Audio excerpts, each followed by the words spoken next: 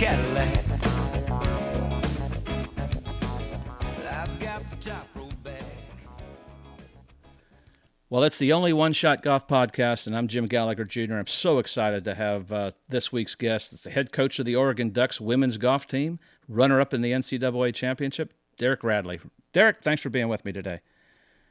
Jim, thanks so much for having me. Excited to be here, bud. Can you believe you just finished your fourth season? Am I right? Did I read that right? I can't believe it. I know you probably can't. It feels like ever since I've moved to Eugene, I've blinked, and we're about to start year 5. So, it goes by quick. And Sara and I, my wife and I, we moved up here with one kiddo, and now we got 3. So, it's certainly been a change, but forever thankful for everything. And you were the assistant on a national championship team in Arizona, where your team won in 2018 at Stillwater. So you came in there with those credentials. You all have had an incredible season, kept getting better and better. But, I always like to get our listeners a chance to get to know Derek Radley. And then let's get to know you a little bit better. Who kind of got you started and influenced you early on in golf? Because I believe you grew up around the Cleveland, Ohio area, correct? That's right. I'm a Midwest guy from Cleveland, Ohio, born and raised. Diehard Cleveland sports fans. When I met Sara, she asked me if I was still a Cleveland sports fan, and I said yes. And she said, "Okay, that means you're loyal, so we can get married." No, I actually didn't get into golf until late. I was a big baseball guy, and I'm tall, so I played baseball, basketball, and I got into golf late from my grandfather. Okay. Who got me started and got me going out to the course. He was an engineer, and I feel like I'm a lot similar to him in thinking process, thought process in a lot of ways. So, looking at golf swings and trying to really understand how things work, and with the engineer mind, it really just clicked. And I walked on in college. I went to Ferris State University, and played for Brad Bedortha, who is now the head women's golf coach at Northern Arizona, somebody that I am extremely close with, probably talk on the phone once a week with, and we help each other out. And, just competed. I ended up playing all 4 years in the lineup, and it really just transpired from there. And after college, I knew I wanted to teach golf, and so I had the opportunity. My first job was in Charlotte, North Carolina, working for a lady named Dana Rader at her golf school. And Dana's fantastic and probably the best boss I ever had. And she really helped me grow at a young age and learn not only how to teach golf, but how to teach and be and understand and learn different personalities and students and how to really get through and communicate with them. So, and there I actually met Jason Sutton. Jason was the director of golf, and he's now a top 100 instructor. And Jason really was crucial in my development as well. So teaching, taught for about 4 or 5 years right out of college. And then I met my wife, Sara, as the golfing world knows her as Sara Brown. She's now Sara Radley. But Sara played professional golf for about 8 years. And Sara also worked for Golf Channel for a little bit and hosted the show School Golf there with Martin Hall. She was on 3 of the big breaks. And so I met Sara, and we were just boyfriend-girlfriend first. I said, "I'm never caddying for you. I'm not coaching for you." And it turned into all 3. But, man, in our late 20s, we got to travel the world together. I got to caddy for Sara and just met the nicest people in the sport.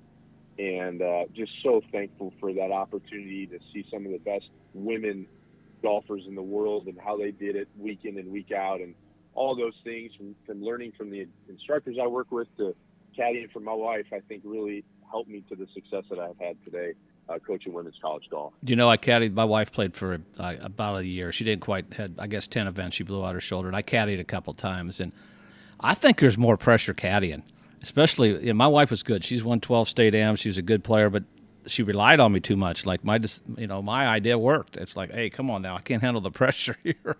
I was joking, but what was it like caddying? Because you're out there, you're both trying to make a living. You're out there on the LPGA. What was it like caddying? Because that had to be doing it as much as you did. It had to be so challenging at times.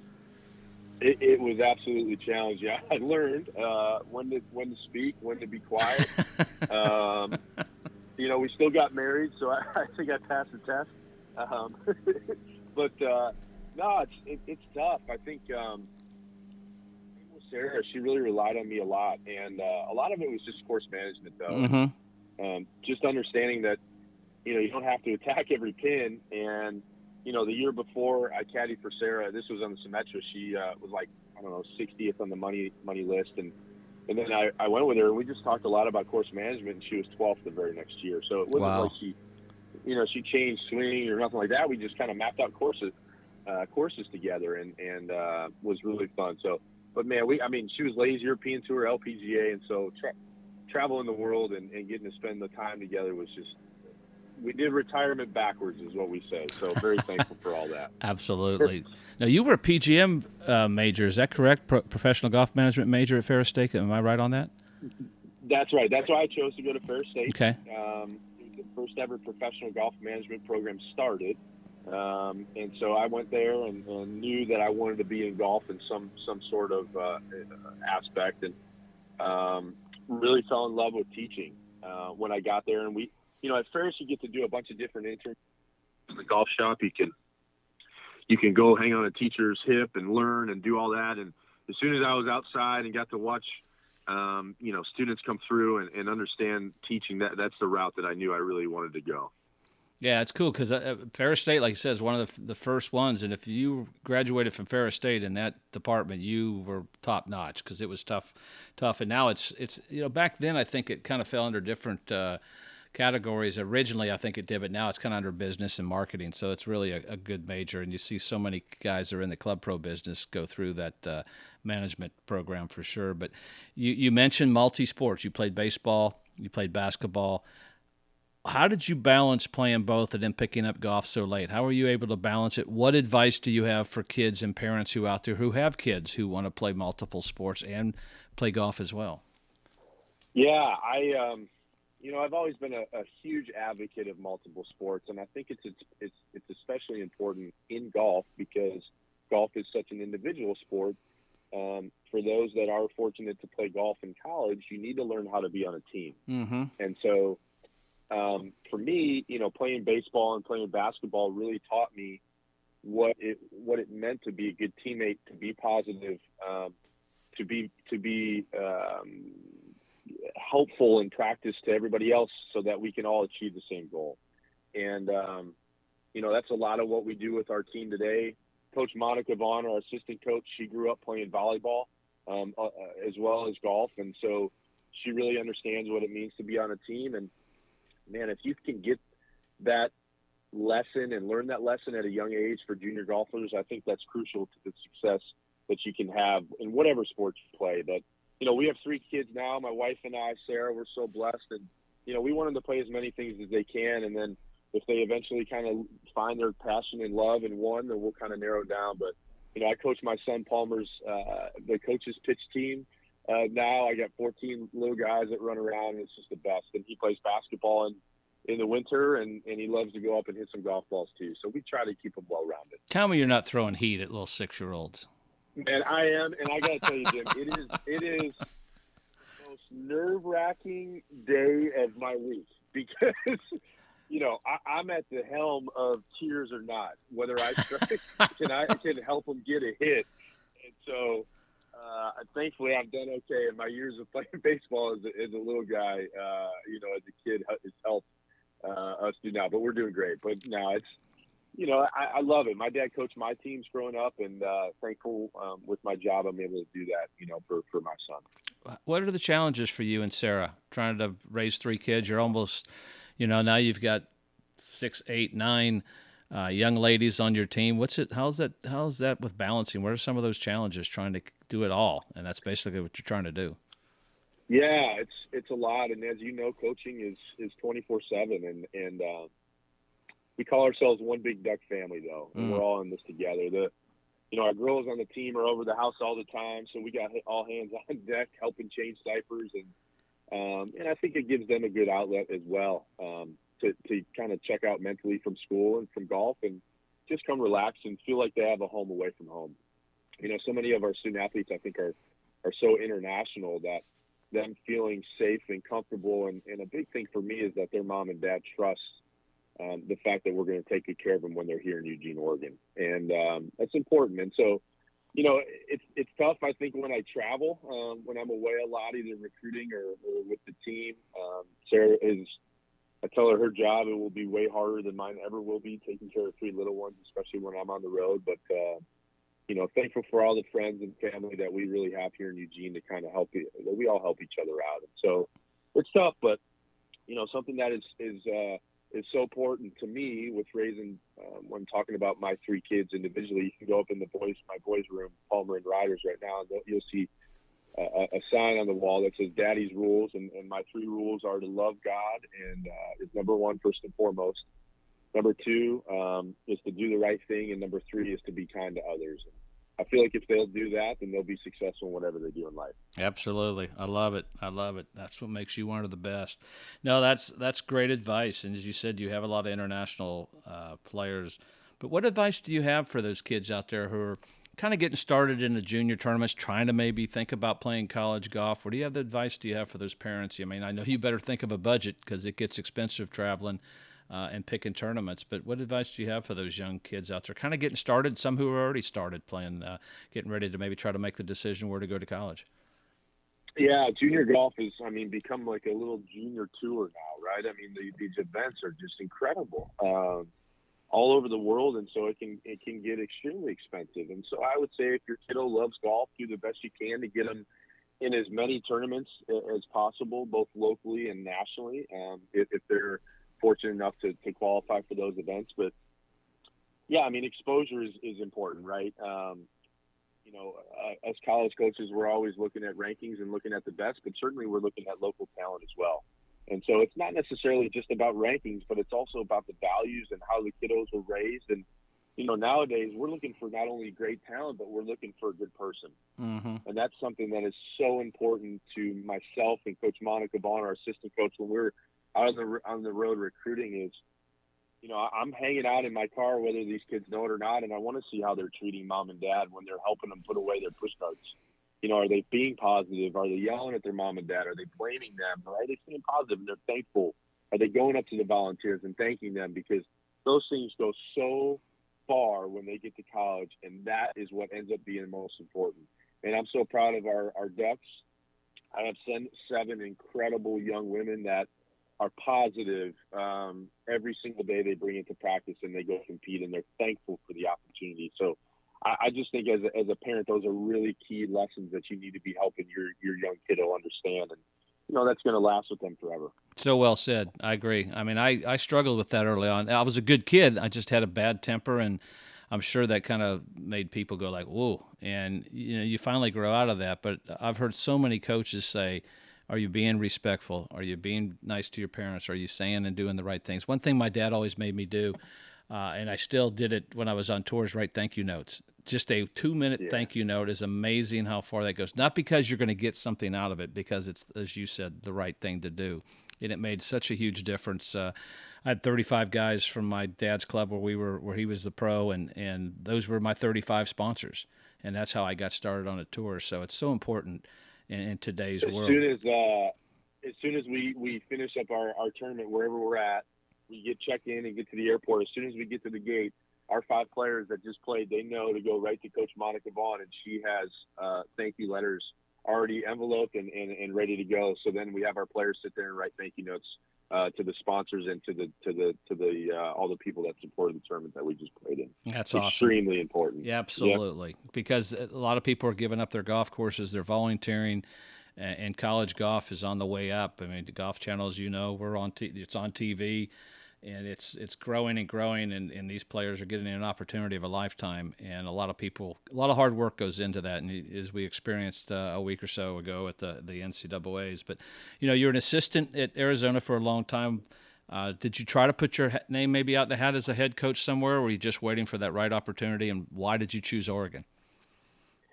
Yeah, so assistant women's golf coach at the University of Arizona for 6 seasons. That was actually my first job in coaching college golf. And Coach Laura Ianello took a leap of faith and hired me to be her assistant coach. And her and I really just clicked right off the bat. Sarah, my wife, she was actually born and raised in Tucson, Arizona. Oh, okay. So to go from caddying, for her, and then talking about, all right, I think it's time I need to start making real money and save up for a ring, is why I threw my name in the hat to start coaching college. And so, it was amazing, the opportunity that I had there, and to be, in Tucson with Sara's family there.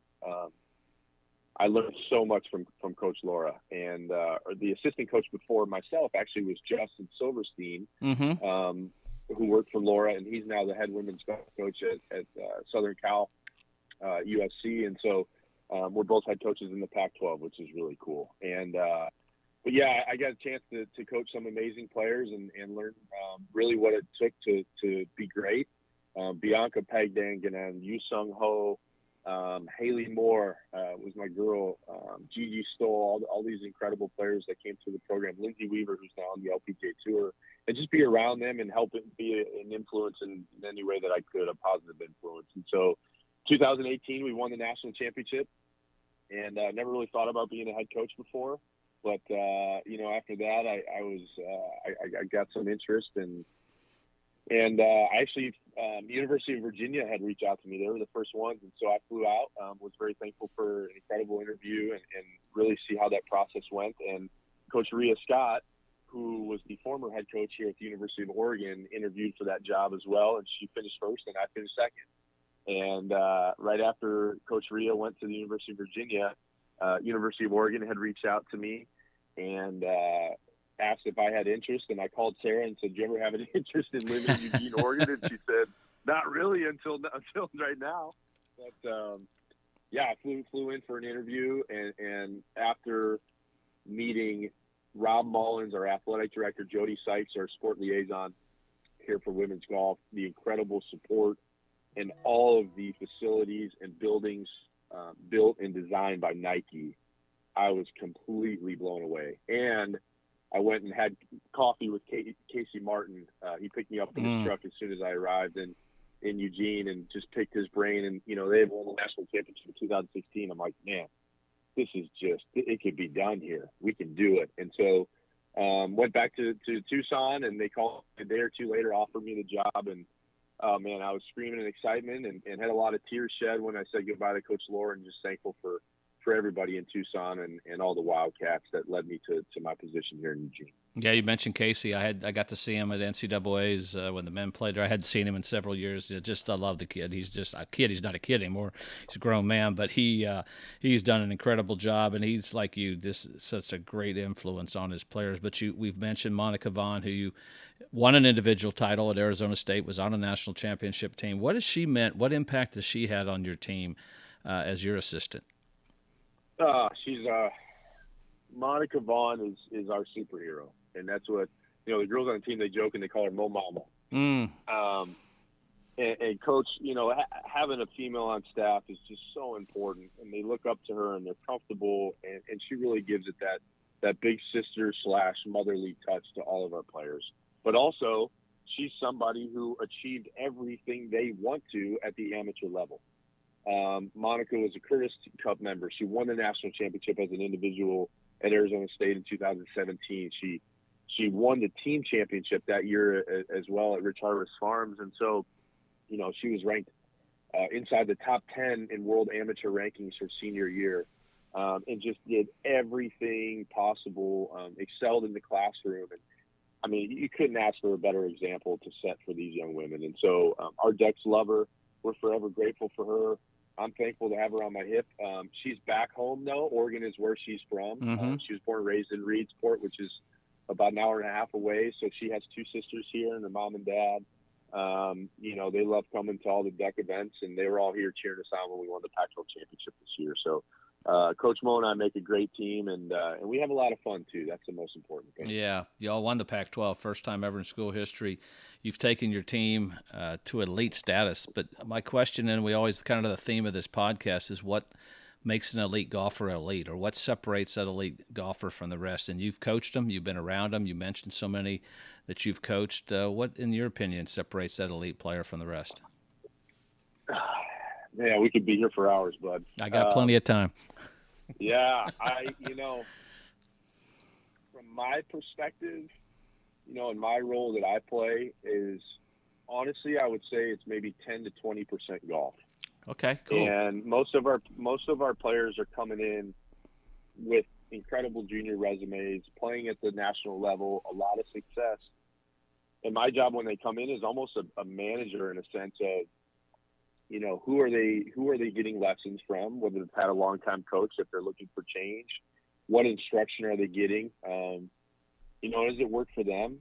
But also just teaching them life, I think, is so important. So, when they come in, especially our international players, if they, a lot of them fly to Eugene without mom and dad, they're coming 12, 13, 14, 15 hours from all different parts of the world. And, we're getting them settled in. We're taking them to go get cell phones. We're opening up checking accounts. We're taking them to Target to go shopping for, blankets and pillows for their dorm rooms and then their apartments. And it's really just about taking good care of them and making them feel comfortable, but most importantly, earning their trust, so that when big decisions do need to be made down the road, they really can lean on Coach Mo and I. I think you may have saw one of the stories shared about our one of our now going to be seniors this year, CCT. CCT's from Taiwan, Yep. Chin Su Chen, and CCT really kind of battled depression at a young age, and she got here to Eugene, and we got her all the resources to help her. But she came to me about a year ago at the national championship and asked what it meant to be a Christian. And I had goosebumps. I had never had that happen to me before, and so that's really led to her coming to church every Sunday with myself and my family, and it's given her a tool now that she doesn't feel alone. And because of that, CCT's freshman year, she was ranked 1,200 in the world, and right now she's number 93. And so a lot of these players and a lot of these kiddos, man, it's tough in today's world, especially coming out of COVID. We were all lonely, and our futures were uncertain. And so to have myself and Coach Mo and teammates that they can trust and feel comfortable that this is a positive environment, this is a good environment, our culture is awesome, and they want to be here, and they feel like they can achieve greatness. I think that's the secret sauce, man. And because of that, everybody's different, though, right? Every one of the players are different individually. They're extremely self-motivated because they all want to play professional golf one day. But what Coach Mo and I do, I would say, day in and day out for them, aside from golf, is what makes them so successful in golf. Oh, that's so well said. I knew you must have read my little rundown here. You knew I was going to ask that question, because I heard Burko tell that over the air as I was walking and trying to survive the 110-degree heat and the dry heat, as y'all call it, but I call it the microwave heat. But it was such an inspiring story and a great story because, as you said, for COVID, really, John Fields touched on this a lot too, and he had an incredible team about kids adjusting, all kids, everybody, the whole world adjusting to that loneliness, being isolated, couldn't do the things they're used to doing. And then especially international kids, they'd come over, they don't see their parents for a year or two. That just had to be so difficult. And so cool for you to be able to share your faith and be the big influence on that young lady and so many others. But you mentioned instruction, and you are an instructor. Most of these kids have their own instructor. How do you balance that when they have their own teacher when they come to school and play for you?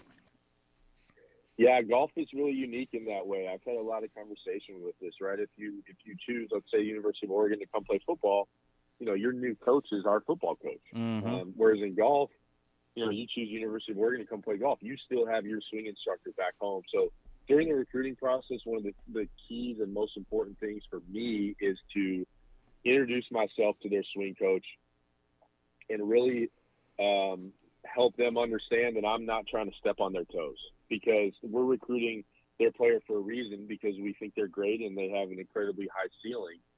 And, I want to develop a relationship with them. I can't tell you how many practices we're at where we're FaceTiming with swing coaches. I'm taking videos, and I think technology has really helped bridge that gap with TrackMan and videos that we can send to and from. However, I'm extremely thankful that I do have the background that I have, because I know my players like the back of my hand. And if they kind of start shifting one way, boom, I'm there to say, all right, let's reach out to your instructor. I kind of see this, but let's see what they say. Or if they're shifting a different way, boom, let's reach out to your instructor let's see this. So I'm consistently reaching out and keeping them in the communication, because I may see one thing, but I need them to communicate to the player in the way that they're comfortable. And I think it's just such a crucial part of their development. Is, like I said, I'm almost feel like a manager in some ways, of managing statistics and managing these tests that we run day in and day out, so that they're not really going into these deep slumps that you see a lot of college players go into. And I'm trying to catch it before it even gets there with their instructor. Yeah, it's important because, like you said, you understand that. You're kind of the eyes and ears, and technology is amazing. I would always, when Kathleen was at LSU and she was taking lessons from VJ Trolio up here at Old Waverly, and I said, FaceTime him. It takes 5 minutes. He'll answer your call. Just make up a time and just get on there, because you're 4.5 hours away. You can't just jump in the car and go see him. And he's got a pretty good idea of what he wants you to do, and it just makes such a difference in their lives. And I think whether you're coaching or raising kids, if you're fair and consistent with kids, they're going to do what you want to do. And you sound like that, hey, we're going to be consistent with our teaching. That way the kids aren't confused, because that can happen so quick with so much technology out there. And these kids rely on it. These players rely on it today, where we kind of had to figure it out and make some mistakes along the way until I didn't really see my swing until I think I was in college. Never saw my golf swing, which was crazy. My dad was my instructor, and I just relied on him. And I wish now, if I look back on my career, I would have learned more about the golf swing. I just didn't want to know a lot about it. I played so much by feel, and I could kind of only focus on one or two things at a time, and I just struggled with that. And when I did struggle, I had nowhere to go. So I think that's what, I think just for me, and I think, like you said, when you see your player doing one thing, you're there to say, hey, let's get this figured out. That's so smart, because you're not, your ego's not so big. Yeah, you know how to instruct, but you also understand that they have an instructor along the way, which I think is so important. But you mentioned that Pac-12 and winning that championship. And I know you're an emotional guy. You're like I am. It's part of being who you are. But can you take us back to those emotions in that final round when y'all won that championship for the first time? Man, just so special. I mean, 4 years ago when I got here, I knew that we were going to host the championship this April. And so really the dream was obviously to put the best team on the field to have us an opportunity to keep that trophy here. And I knew it was going to be hosted at Eugene Country Club. So recruiting certain types of players and everything just fell into place. Just so thankful for our five and the fact that they said yes and trusted me to come here to Eugene and be Ducks and play for us. With our champ starting with Cynthia Liu, our sophomore, who won individually. That was our second Duck who won individually. First was Caroline Inglis, who's now in the LPGA Tour. She won in 2015 in Colorado. But, in the Pac-12, the championship goes to a different school every year, and it stays on the same rotation. And Utah does not have a women's college golf team. So we have 11 women's golf teams here in the Pac-12. So we get it once every 11 years. And so I knew I had 4 to try to put the dream team together, so to speak. And, we didn't start out real strong, I would say. And the weather was really challenging, extremely challenging. And it was the afternoon. It was the second 9 of the second round that changed everything. We had kind of struggled up into that point. We had a rain delay, so we went in and sat. We were in the clubhouse for a couple hours, and then we were going to go get started again. And then they went back inside. And at that point, it kind of just built up this feeling where we just want to play. And we're going to be thankful for the opportunity. If we get to play right now, we're going to get everything we got. And as soon as we went out, I think Cynthia made 6 birdies in that back 9, and we made 14 as a team with both Kibsgaard Nielsen, Heather Lynn as our senior, Brianna Chacon, and Chin Su Chen. And I mean, it was magic. I got them together before we went out. I said, all right, enough's enough. I said, we got an opportunity to do this, and our magic starts now. And I'll never forget, Bud, as we're watching them, I'm just kind of standing back like, is this real? And Mo and I are texting each other. And I'm looking, and there's a rainbow that came out, and it was right over top of the golf course. I mean, from start to finish, you could see this full-on rainbow. And that's what it was, man. It was just pure magic, that back 9. And it changed everything. And that brought us up to tied for the lead with Arizona State. And then in that final round, we just talked about putting the hammer down. We're not letting up at all, and that's what we did. And holding that trophy at the end and watching those kiddos deserve that was man, I was just so damn proud of them. Holy cow. I mean, and you know, we had success throughout the season, but winning, as you know, in the Pac-12 and in women's golf, it's such a strong conference. You know, we produce by far the most LPGA Tour players, and every year with Stanford and UCLA and USC, Arizona schools.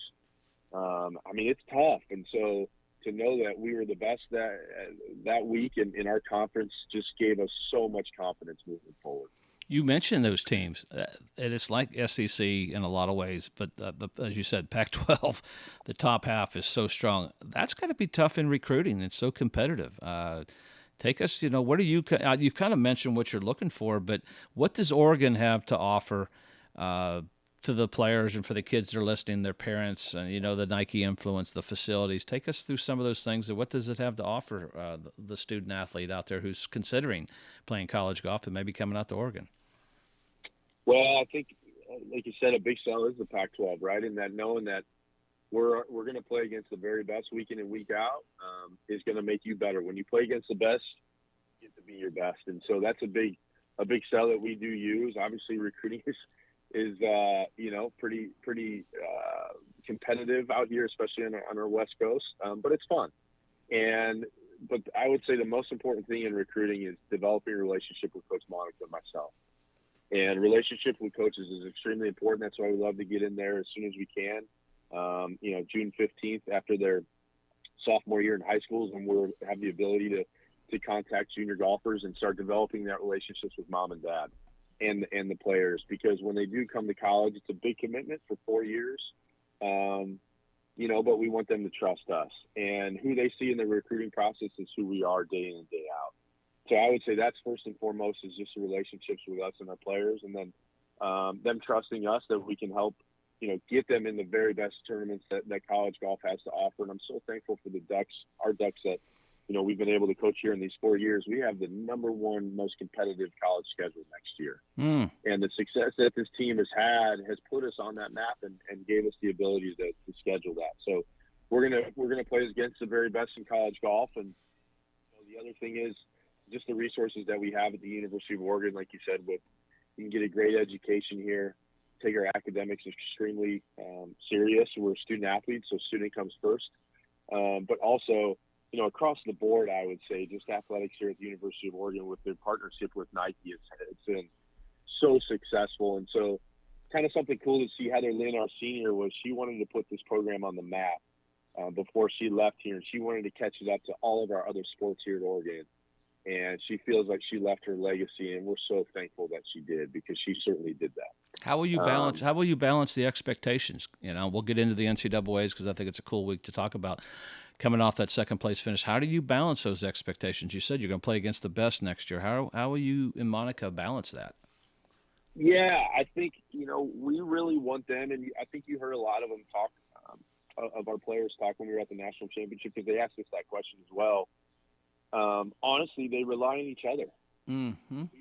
We really push that, and it's true. All 5 of our players were ranked inside the top 32, I believe, at the end of the year on GolfStat, individually, and so they feel like we're 5 deep, and they're gonna have each other's backs always. And I think that's something that we really push to know that they're not out there by themselves, and we're gonna do the very best we can. And look, golf is tough, man. We're going to have great weeks and we're going to have bad weeks, but the goal is to really peak and perform when it means the most, and that's towards the end of the year. So, but thankful at the same time, we're going to have a great schedule next year, and Coach Mo and I, we put a lot of it on us too. If we struggle or whatever, we blame ourselves, and so that keeps our kiddos' confidence high and trust in us. You go back to the NCAA's. Year 2, Stanford's 1, dream scenario, 1 versus 2 in the finals. What are you telling the kids the night before? Because I've always asked, how are you going to sleep? And I usually say, like a baby, up every 2 hours, That's typical. Yeah. I don't know how I'm going to sleep. I'll let you know tomorrow morning. But what are you telling the kids? Because it was a long day the day before with 2 matches then. But what do you tell the kids before and maybe that morning when they wake up, not teeing off till 1:30 the next afternoon? So we had 2 meetings. We had one the night before that final round where we had everybody get together. of an impromptu meeting, but we were hanging out with a couple players in one of their rooms, and then all of a sudden everybody kind of barged in. And so it wasn't a meeting that Coach Mo and I called, but then it turned into that. And it really sprung up a cool conversation. I asked the question of, what do you need to do individually to play well in match play? Because match play is such a different format, as you know, than stroke play. And so it led to every one of our five talking about what we needed to do exceptional match play, because we had one, against San Jose State and then against Texas A&M, and had the next day to go against Stanford in the championship. And long story short, we found out that everybody needs to stay true to who they are as a person and stay true to themselves. And it was just really cool to hear, because Heather's like, oh man, I go out there and just play. I feed off of momentum, our senior, and Heather's like, I want to crush my opponent. And then it went to CCT thinking, well, I tried for the first three holes to not say good shot to my opponent, and I was playing really bad. And then I realized, man, I need to say good shot, and I'm cheering for them too. So everybody, long story short is that we figured out, man, you just stay true to who you are. You don't, just because it's match play, you don't have to take on this persona of somebody you're not. That's true. It was a really cool lesson, and a really cool moment, I think, for all of us as we sat there that night. And then we did call a meeting the next morning. I slept okay. I hope most of the players did. I think we slept better than the night before, to be honest. I know the night before, after the final round of stroke play, I talked to Heather the morning of, we were going into that match play event with San Jose State, and Heather said, Coach, I slept for 1 hour. And Cynthia is like, I slept for 1 hour too, but I'm so jacked up. Let's go. So I know we did get, I think, pretty good rest before that final match at Stanford. But that morning we went over, our golf course plan and course management, just like we always do, going through the pins. We tend to do that before every round of every tournament. So we did that, and just told them, look, this is your time. The cameras are going to be in your face. It's going to be different. You're going to be nervous, but so is the other team. And let's go out and just do the very best we can. And if you give it 110% effort, I'm proud of you no matter what. True. And we got off to a little bit of a slow start. I certainly think nerves caught up to them. We've never been in that position before. And we finally kind of started to get comfortable. I feel like we were, down in all five matches early on. And then it was right about the turn we started getting some momentum going back our way. And, Heather Lynn was able to win her match. And I jumped with Brianna real quick, and she was able to flip hers. And so Stanford had 2 points on the board, and we had 2 points on the board. And then it came down to Sophie and Rose there towards the end, and Sophie ended up losing on that 17th hole. But, we threw up 2 points against the best team in the country, and we fought back like crazy. And I told them, you ladies are champions in my book. And what we did this season was absolutely historic, with 5 wins, winning our Pac12 Championship for the first time in program history. And I'm so thankful that they put Oregon women's golf on the map where it belongs. And I'm so excited for this program moving forward. Yeah, you beat San Jose State. To me, was the third best team. You had to beat them in the first round. That's why they were nervous, because they didn't play very good the opening day. I think they were 22nd out of 24th and end up making it up there in the medal play. But it was a crazy finish. It didn't cost Sophie at the end. I was with that group. A little confusion on the ruling, but it ultimately didn't do. But what'd you tell you told the kids you were so proud of them, but you've had a few days to kind of think back and reflect. Like you said, it was a dream season, and it was a goal of yours. You've got to be so proud, even of the job that you and Monica have done. When you look back, just the job y'all done. Besides, building this so quick in 4 years, it has to seem like it's gone by so fast. It has, man. And, I'm just so thankful. I've received so many text messages and support from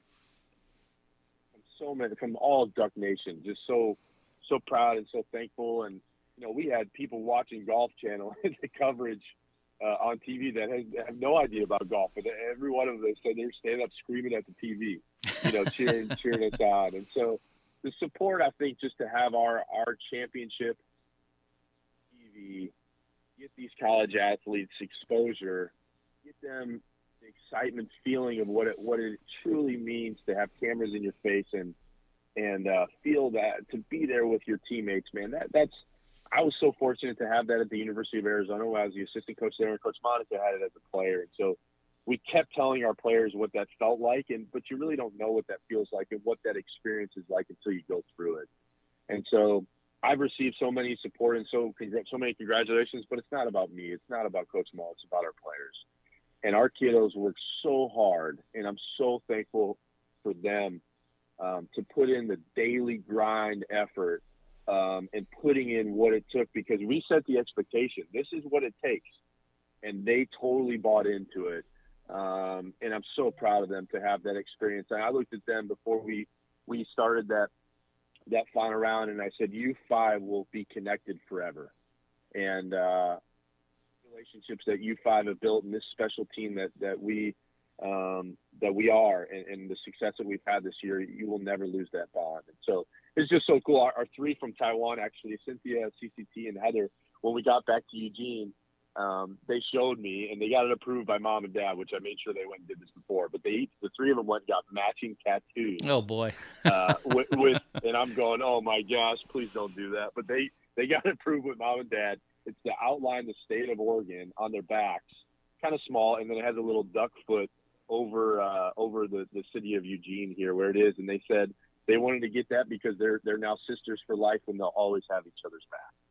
So pretty cool, man. And just, I'm so dang proud of them. And Coach Mo and I are forever thankful that they chose to be Ducks and bought in to what we wanted to do here. And, we're just getting started. And I can't wait to see our program and our logo up at the top of the leaderboard for future years to come.